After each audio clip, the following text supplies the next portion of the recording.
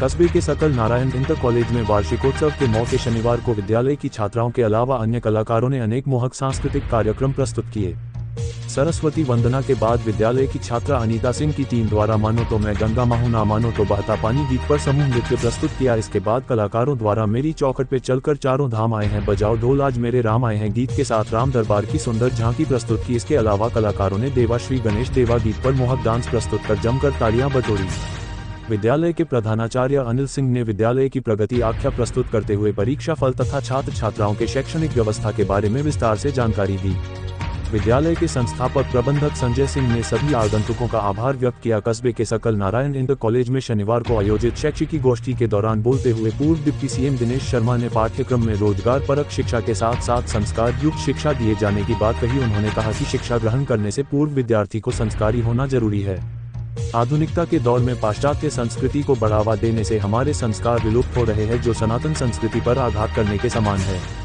सनातन धर्म के संत रामभद्राचार्य की कथा पर एक राजनीतिक दल द्वारा प्रतिबंध लगाए जाने को अनुचित कहते हुए कहा कि ऐसे मनीषी और विद्वान के व्याख्यान पर उंगली उठाना निंदनीय और अमर्यादित है। ऐसे लोग कुंठित मानसिकता के हैं जो चर्चा में बने रहने के लिए इस तरह के निंदनीय कार्य करते हैं।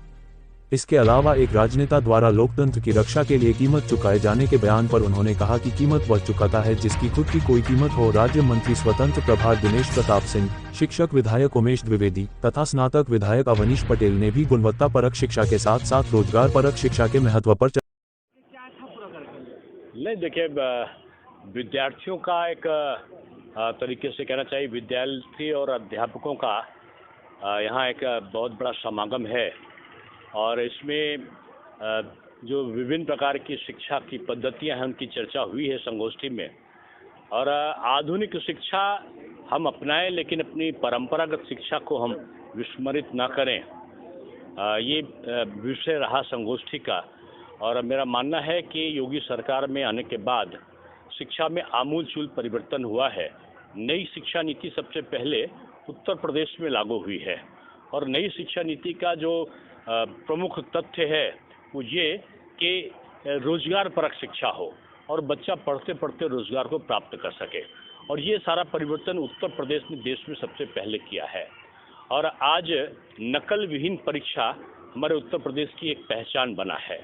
और मेरा मानना है कि रायबरेली जिला एक ऐसा जिला है जो विकास की तरफ तेजी के साथ में आगे बढ़ रहा है और उसका मूल कारण ये है कि अब ये वीआईपी जिला नहीं रहा, अब ये आम जनता का जिला है।